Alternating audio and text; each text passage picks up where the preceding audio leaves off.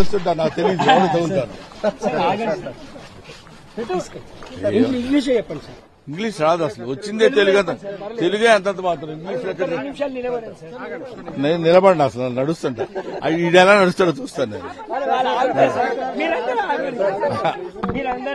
ఏముందమ్మా ఎందుకు దానికి నేనేం చేయను. ఇంకా పిలుపు ఉందమ్మా, కానీ మనం పిలుపునిస్తే వచ్చే బ్యాచ్ వాళ్ళు రావాలనుకుంటే వస్తారు. రైట్, నేనేమి ఎవరికి చెప్పను, నాకు నేను చెప్పుకోవడమే కష్టం.